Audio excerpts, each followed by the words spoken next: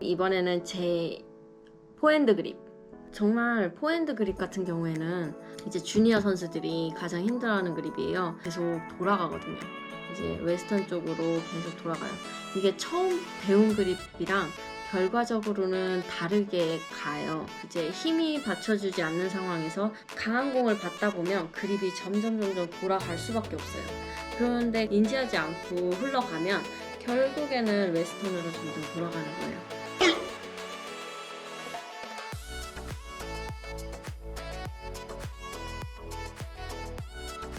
그래서 처음에 이제 웨스턴으로 배운 선수들도 있겠지만 실제로 웨스턴을 배우지 않았는데도 웨스턴을 가는 선수들이 굉장히 많아요. 근데 이게 잘못된 그립은 아니에요. 포핸드 그립에서도 뭐 이스턴, 세미 웨스턴, 웨스턴이 있듯이 선수마다 스타일에 따라서 뭐 자기가 잡는 그립이 그것 또한 포핸드 그립이라 이게 잘못됐다고 하지는 않지만 실제적으로 자기가 힘을 내기 어려운 만큼 많이 돌아가는 선수들한테는 확실히 이거는 잡아줘야 되는 부분이에요. 그러다 보니까 이제 동호인 분들 같은 경우에도 힘이 많이 부족하신 분들이 이제 점점 안으로 이렇게 돌아가는 분들이 많아요. 그러니까 그분들도 인지를 하셔서 다시 그립을 돌려잡고 또 연습을 하고 또 평상시에 이렇게 그립을 잡는 연습을 통해서 내가 익숙하게 만드는 게 가장 중요해요.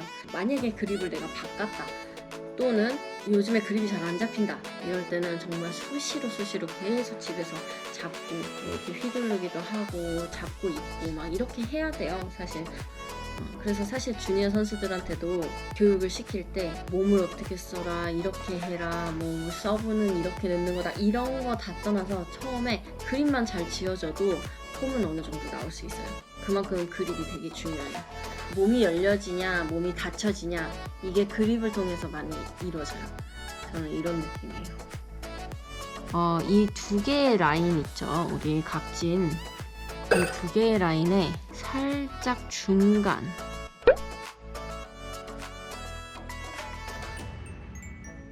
우리 베이스 너클과 힐패드 위치는 이렇게 됩니다. 이 위치를 조금 사람마다 그리는 위치가 달라가지고 어떤 사람은 이쪽 안쪽으로 좀 더 그릴 수도 있고 그러다 보니까 이게 일정하게 딱 안 맞을 수도 있어요. 그래서 제가 이렇게 보여드리는 거예요. 제가 손 위치 이렇게 칠했다 라는 위치를 보여드리는 거고 지금 잡는 위치가 지금 저의 포핸드 이제 웨스턴 그립은 이렇게 약간의 대각선이 나온다. 여기가 저의 베이스 너클. 보시면 베이스 너클은 여기 두 개의 라인을 타고 내려오면 약간 중간에 위치를 해요. 그래서 파란색으로 칠해볼게요.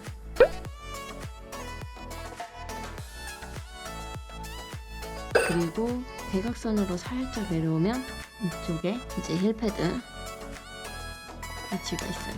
자, 여기가 딱 가운데 지점이라고 봤을 때 왼쪽으로 가 있죠. 뾰족한 이쪽 라인에 겹치진 않아요.